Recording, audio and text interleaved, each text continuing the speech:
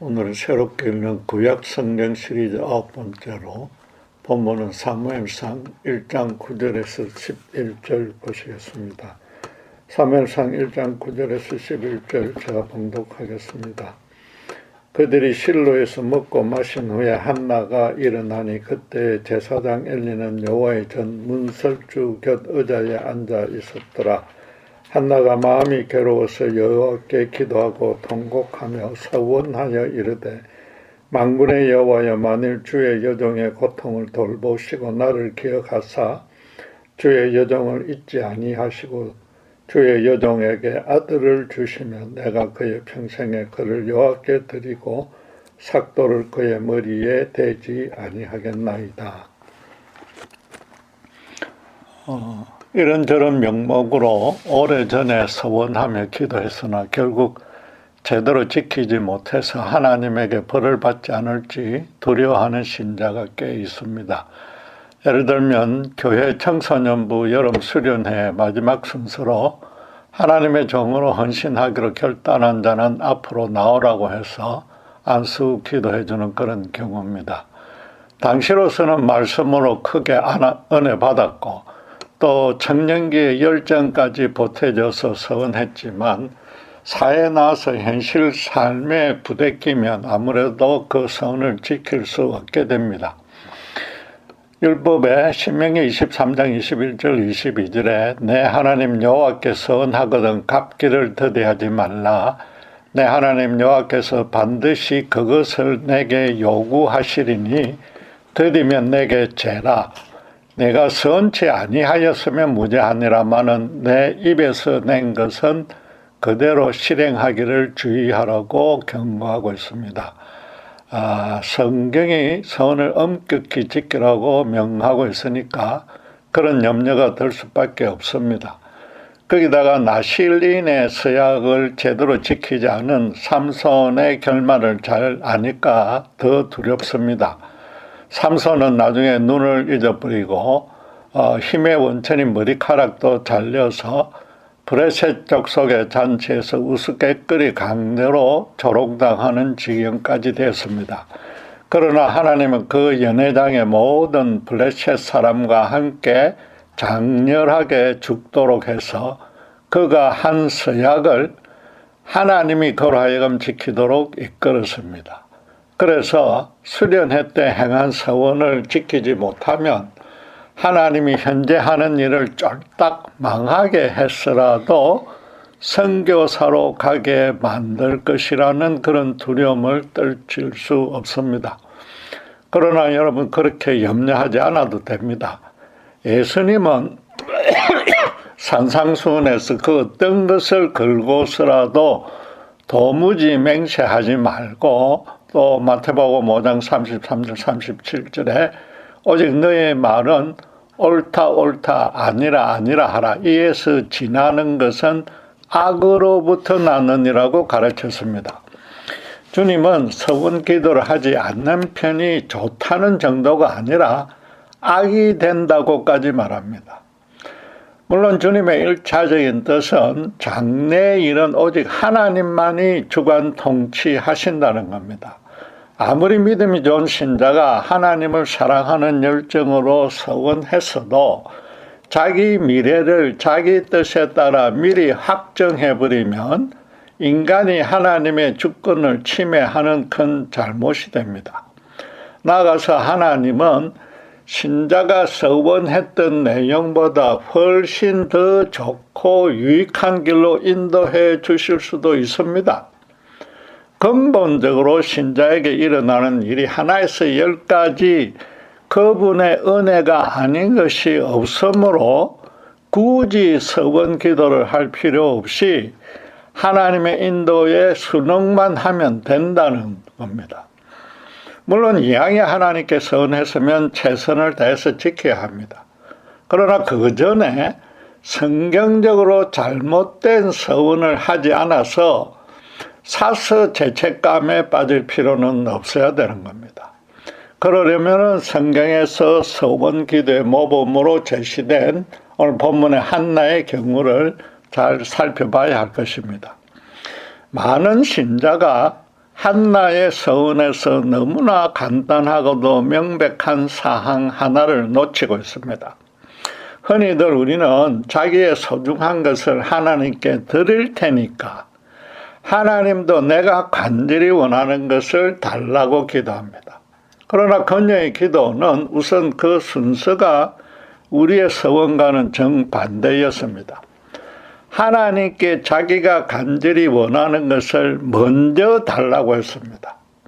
그런 다음에 자기가 이미 갖고 있던 어떤 소중한 것이 아니라 하나님이 주신 바로 그것을 곧바로 하나님께 돌려드리겠다고 약속했습니다. 마치 자식이 최신형 스마트폰을 사줄 능력이 있는지 아버지들은 지금 바로 증명해 보이라고 요구한 후에 아버지가 군말 않고 사주자 곧바로 반품해버린 꼴입니다. 과연 이것을 서원 기도라고 할 수 있습니까? 한나의 경우를 객관적으로만 따지면 오히려 하나님의 큰 능력을 시험해보는 잘못이지 않습니까? 그녀가 하나님께 조건부로 약속했다는 차원에서만 서원 기도였을 뿐입니다.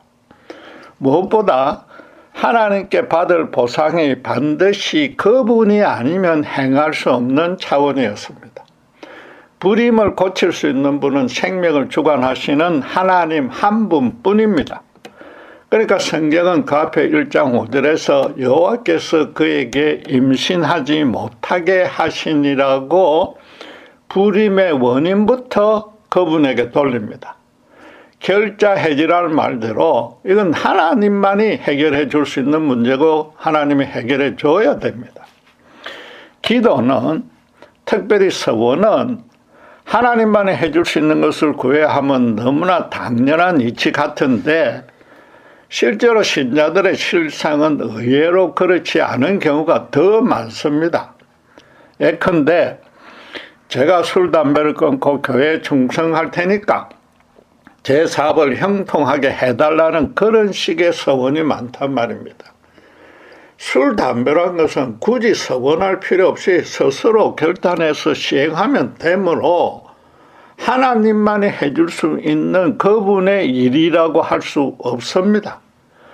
물론 술, 담배를 끊는 일이 아주 어렵고 장기간 노력이 소요된다는 그런 어려운 일이라는 점은 인정해 줄만 합니다. 그러나 인간의 신체는 하나님이 주신 귀한 선물로서 신자라면 평소에 건강하고 아름답게 가꿔야 되는 겁니다.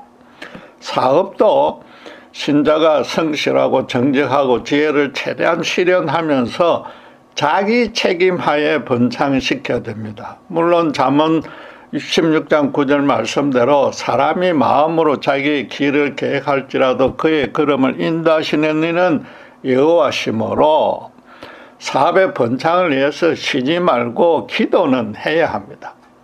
그러나 하나님이 알라딘의 램프처럼 신자가 원하는 대로 신자 기업만 대박의 기적을 베풀어 주지는 않는 겁니다.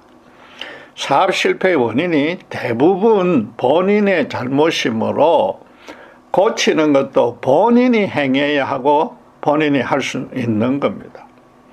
술, 담배를 끊을 테니까 사업 번창하게 해달라는 것은 둘 다 자신에게 유익한 것으로 꺽먹고 알먹겠다는 심보와 하나 다를 바가 없습니다. 술, 담배와 신앙과는 직접적인 연결고리도 없는데 한국 교회가 마치 신앙의 아주 중요한 요소로 강조하다 보니까 이런 웃지 못할 희극이 벌어지는 겁니다. 신자 자신이 책임져야 할 자기 잘못을 하나님들은 대신 해결해달라는 것은 서원은커녕 기도도 아닌 겁니다. 요컨대 신자 자신이 현실적 차원에서 평안해질 목적으로 서원해서는 안 된다는 겁니다. 좀 가장된 얘기긴 하지만 지금 너무 궁핍해서 돈이 많이 필요하므로 1억을 주시면 11조를 넘어서 그 반인 5천만 원을 선교 헌금하겠다고 기도하는 자도 심지어 있습니다. 자기 필요를 채우는 일이 먼저이고 선교는 그 목적을 이룰 구실일 따름입니다. 비록 선교에 돈이 필요하긴 해도 절대 돈으로만 이루어지지 않는 겁니다. 차라리 그 돈을 주시면 이 문제 다 해결해 놓고 나중에 선교사로 헌신하겠다고 한다면은 혹시라도 하나님이 들어주실 수도 있을 겁니다. 한나가 아들을 받자 그대로 하나님께 다시 돌려주었기 때문에 등남하는 것 자체도 서원 기도의 목적이 아니었습니다. 하나님께 기도해서 얻은 아이가 그녀에게 얼마나 소중하겠습니까? 바람 불면 날아갈까 금이야 오기야 기르고 싶었을 겁니다. 전 재산을 물려주고 어떻게든 출세 형통케 해서 안락한 삶을 살게 해주고 싶을 겁니다. 그런데도 젖을 떼자마자 곧바로 평생을 성전에서 주님만 섬길 종으로 바치는 것은 결코 쉽게 결정할 일이 아닙니다. 한나 자신의 큰 고통과 희생이 따랐습니다.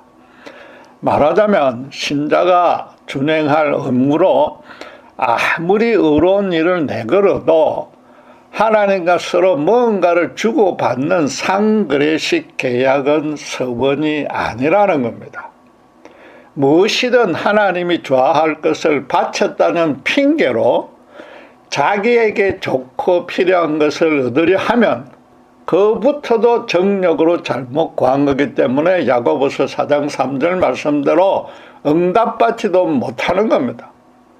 하나님은 신자가 굳이 서원하지 않아도 당신의 뜻에 따라서 각 신자에게 가장 필요하고 유익한 것들을 당신께서 때에 맞춰서 당신의 방식대로 주십니다.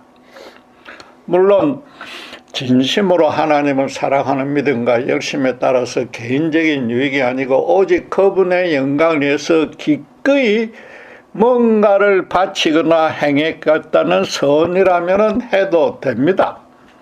또 그 준행을 위해서 최선을 다했다면 설령 완전히 달성하지 못해도 하나님이 벌 주시지 않습니다.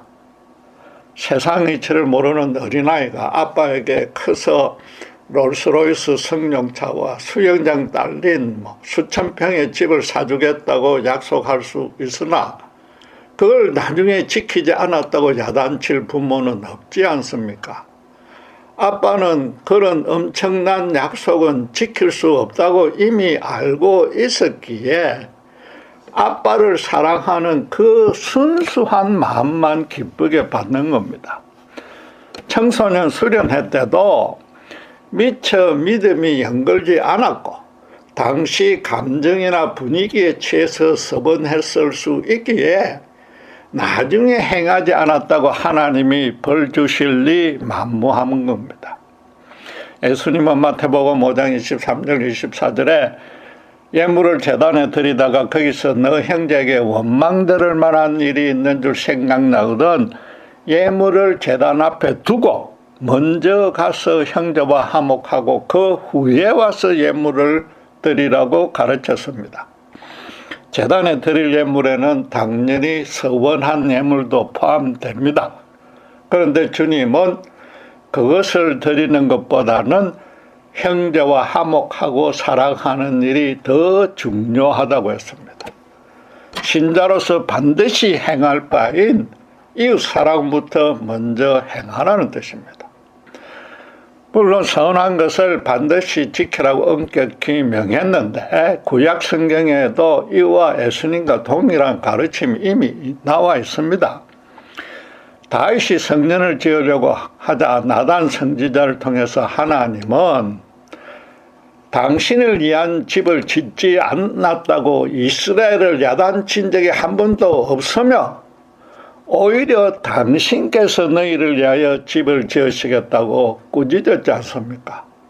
그 전에 사울 왕에게는 순종이 제사보다 낫고 듣는 것이 수양의 기름보다 낫다고 동일한 맥락의 꾸중을 했습니다. 제사나 수양의 기름은 하나님에게 바치는 것으로 서원을 이행하는 것에 해당되는데 그보다 하나님의 뜻을 삶에 실현하는 순종이 더 중요하다고 선언했습니다. 다시 강조하지만 정말로 하나님을 위해서 어떤 일을 간절히 하고 싶으면 그냥 자발적으로 행하면 됩니다. 그 전에 또 정말로 하나님이 자기에게 해주길 간절히 원하는 일이 있으면 진솔하게 그대로 아뢰시면 됩니다. 신자가 행할 가장 중요한 일은 평소에 하나님의 뜻대로 살아가는 것이고, 그러면 하나님이 모든 것을 부족함 없이, 그 일을 행하면 부족함 없이, 신자의 욕심에는 모자랄지 몰라도 하나님 일에는 부족함 없이 채워주신단 말입니다. 물론 죄로 타락한 세상의 해방과 신자 본인의 잘못으로 수시로 고난과 문제가 닥칠 수 있습니다.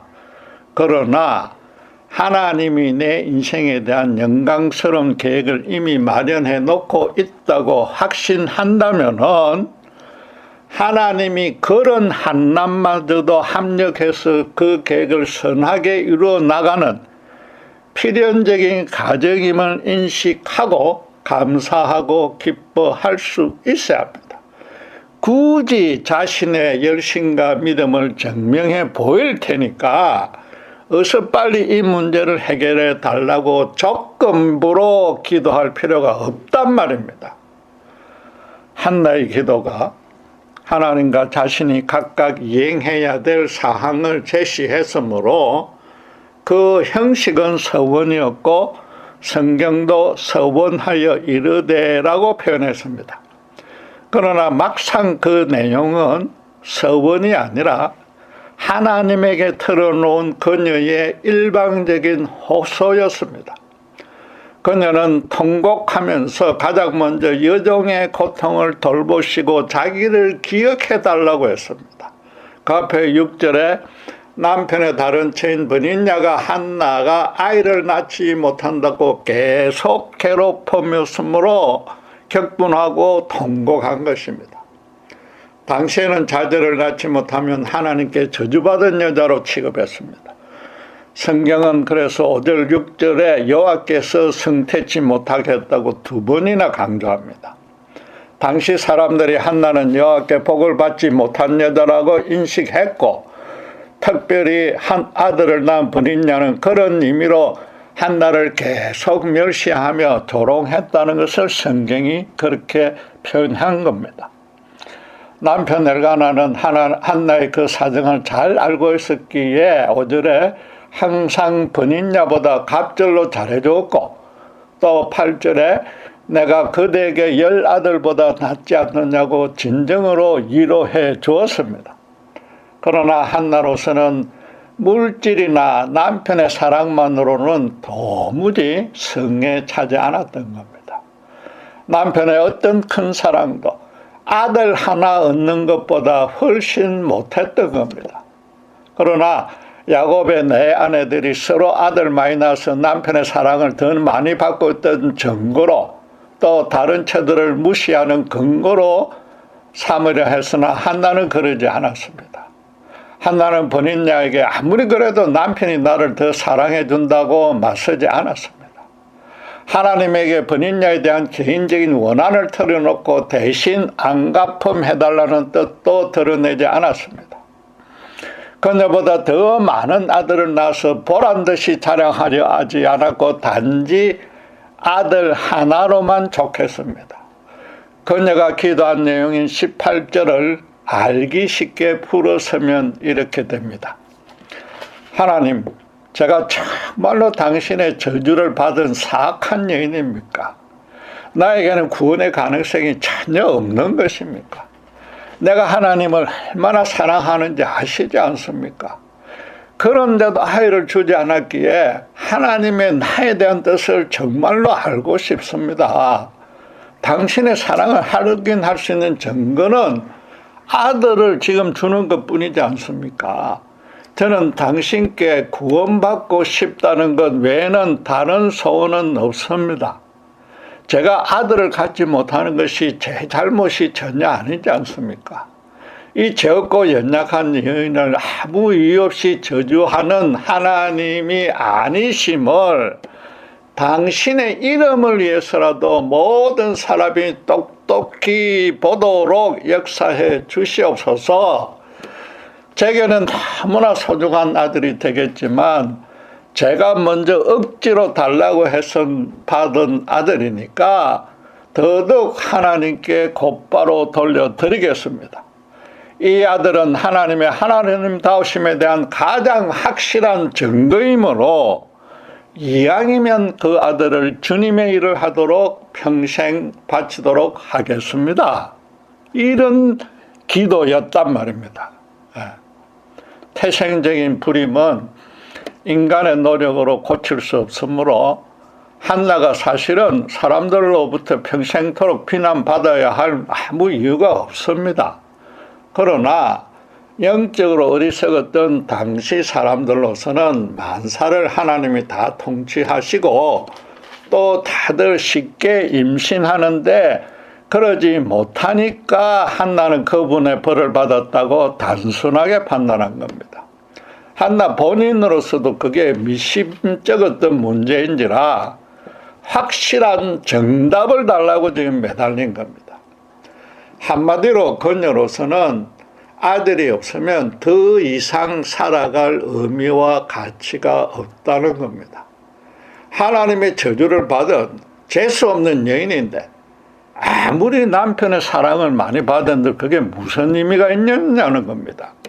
만약 정말로 자신이 하나님의 저주를 받은 것이 확실하다면은 본인야가 격동시킬 때마다 그마저도 굳이 격분할 필요도 없다는 겁니다. 결국 한나는 궁극적으로 자신의 죄를 씻어달라고 기도한 셈입니다. 저주받은 여인으로 하나님의 사랑 밖에서 체념하고 나머지 인생을 보낼 것인가? 아니면 지금이라도 그분의 사랑 가운데서 기쁨과 감사의 삶을 살 것인가? 지금 자기 전부를 걸고서 하나님과 담판한 겁니다. 아들 없는 것이 하나님의 저주를 받은 증거라고 하니까 아들을 받아서 그 저주가 잘못되었다고 입증하고 싶다는 한 가지 뜻뿐이었습니다. 그러니까 보란듯이 아들을 잘 키워보겠다는 계획은 전혀 하지 않고 곧바로 하나님께 돌려주었던 겁니다. 아들을 얻고 난 후 하나님께 올려드린 그녀의 찬양의 기도를 보십시오. 2장 1절에 보시면 내 마음이 여호와로 말미암아 즐거워하며 내 뿔이 여호와로 말미암아 높아졌으며 내 입이 내 원수들을 향하여 크게 열렸으니 이는 내가 주의 구원으로 말미암아 기뻐함이니라고 시작합니다. 그리고 끝까지 10절까지 여호와로 인해서 자신의 의치가 자신의 그 신분이 달라져서 기쁘다고 하나님의 은혜와 권능만 찬미했습니다. 내 입이 내 원수인 본인야와 주변 사람들을 향해서 크게 열렸다고 해서 안갚음의 말로 대갚아 주었다는 뜻이 아닙니다. 아들을 얻음으로써 자신도 주의 구원받은 자로 증명되었다는 겁니다. 그래서 본인야의 음해와 중상이 전부 그건 잘못된 것임을 하나님이 자기 입을 열듯이 자기를 대신해서 입증해 주었다는 겁니다. 그녀가 그 어린 사무엘을 떼어내려면 얼마나 가슴이 쓰라리고 슬펐겠습니까? 어떻게 얻은 자식입니까? 얼마나 많은 음해와 비방과 그로 인한 상처와 슬픔을 묵묵히 견뎌내며 얻은 자식입니까? 그럼에도 하나님만을 찬양하며 그 어린 자식을 제사장 엘리에게 기꺼이 맡겨버렸습니다. 그녀의 서원은 처음부터 끝까지 여호와의 개인적인 관계에서 그분만을 높이는 내용이었습니다. 정확히 말해서 조건부 서원을 한 것이 아니고 자신을 죄에서 구원해달라고 기도했을 뿐입니다. 자신의 정성과 치성과 열정을 알아달라고는 전혀 하지 않았습니다. 오직 하나님의 자녀된 자신의 이치와 신분을 다시 하려 한 겁니다. 과연 우리 중에 그녀처럼 하나님만을 높이는 서원을, 아니 우리 죄라도 씻는 서원을 최소한도 신자로서 거룩하게 살아가면서 받는 세상의 핍박을 이기려고 서원하는 이가 과연 얼마나 있겠습니까? 평소에 원수를 사랑하기는커녕 용서해주는 기도라도 하고 있습니까? 성경 인물 중에 정말로 서원해야 될 사람이 제가 볼 때 둘이 있는데 베드로와 바울이 그렇습니다. 베드로는 스승을 3번이나 부인했고 바울은 더 나아가 신자들을 극렬히 핍박했습니다. 그래서 그 사람들은 앞으로는 절대로 주님을 부인하거나 신자들을 핍박하지 않고 주님의 일에만 헌신할 테니까 죄를 용서해 주시고 이전처럼 축복해달라고 서번 기도를 해야 할 판이었습니다. 그러나 다윗의 경우처럼 예수님이 출생 때부터 그들의 곁을 한시도 떠나지 않으셨습니다. 부활하신 후에도 먼저 찾아오셔서 당신만의 사랑으로 일방적으로 용서해 주신 후에 각자가 당신의 종으로 행할 소명을 부여해 주었습니다. 이제 당신과 개인적으로 친밀한 관계가 맺어졌으니까, 구원의 확신을 심어 주었으니까, 너는 내 자녀이니까 굳이 따로 서운할 필요가 없다는 겁니다. 더 중요하게는 하나님이 그들의 주님의 베드로들의 서성을 배반하게 하거나 바울들의 신자를 핍박하게 한 것마저도 하나님이 미리 다 계획하셨던 겁니다. 앞으로 맡게 될 사명을 잘 감당하도록 그 두 사람에게 먼저 영적으로 철저한 절망과 죽음에 빠뜨린 겁니다. 자신에게 선한 것이라고는 하나도 없으며 죽어 마땅한 죄인임을 절감하게 만든 겁니다. 그래서 베드로는 초대교회 책임자로 유대인들을 중심으로 사역하게 하고 바울은 이방인의 사도이자 율법을 대신해서 대비해서 복음의 진리를 정립하도록 주님이 이끄신 겁니다. 본문의 한나도 사실은 마찬가지였습니다. 여호와가 성태하지 못하게 했습니다. 만약 엘가나에게 처가 한나 혼자였다면은 그런 고통을 당하지 않았을 것이며 굳이 이런 아들 달라는 기도도 하지 않았을 겁니다. 그녀로 하여금 번인녀에게 계속 시달리게 해서 정말로 하나님의 저주를 받았나 보다 절망의 구렁텅이로 그녀 스스로 들어가도록 하나님이 밀어넣은 겁니다. 남편의 지극한 사랑조차 아무 의미가 없었고 오직 하나님의 구원의 은혜만을 절실하게도록 만드는 겁니다. 한나가 제발 나를 이 죽음의 구렁텅이에서 건져내 달라고 자기 전부를 걸고 절규한 것이 이 본문의 기도란 말입니다. 객관적으로 따지면 어린 사무엘로서는 가만히 앉아서 억울하게 당한 희생자인 셈입니다.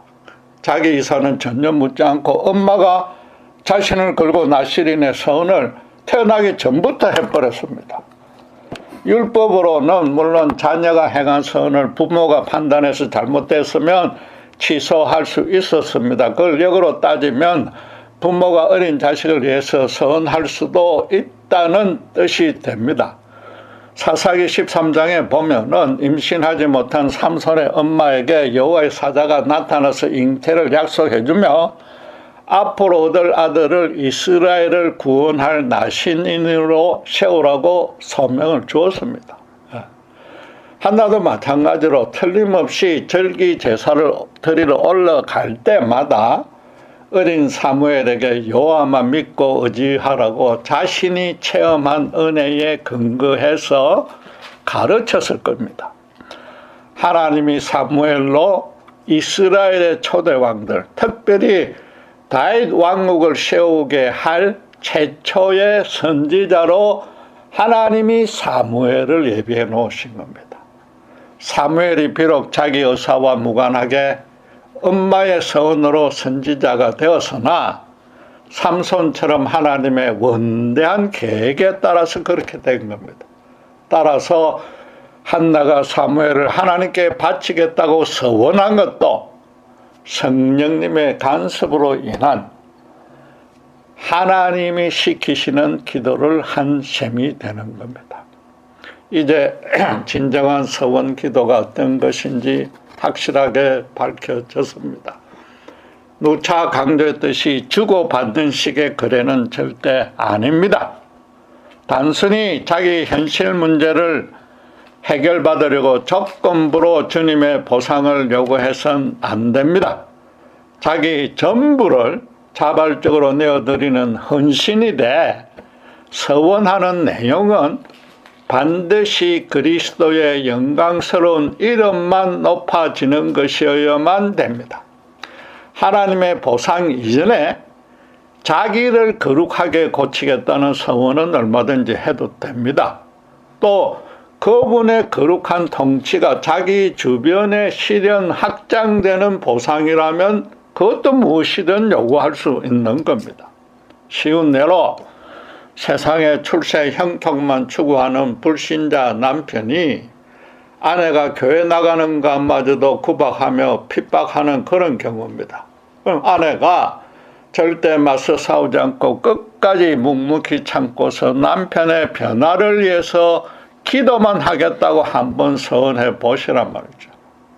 그리고 남편의 그 완악한 마음을 성령이 역사하여 변화시켜 주시고 기독교에 대한 마음이 열리고 교회 출석을 허락하게 해달라고, 나아가서 그보다 더 중요하게 제발 저 불쌍한 남편을 구원해달라고 매달리는, 울부짖으며 매달리는 그런 기도라면은 하나님이 기쁘게 응답해 주지 않을 리가 있느냐 말입니다. 단 응답받아야 할 시간과 방법과 그 내용은 신자가 미리 확정해서는 안 된다는 겁니다.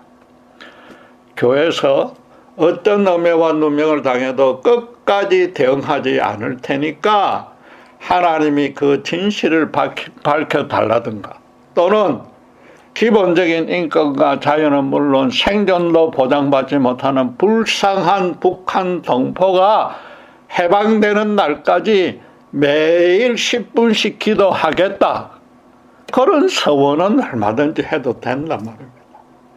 주변을 둘러보면 한나처럼 자기를 희생하더라도 정말로 도와주고 싶은 너무나 불쌍하고 연약하고 완악한 이웃들이 얼마나 많습니까?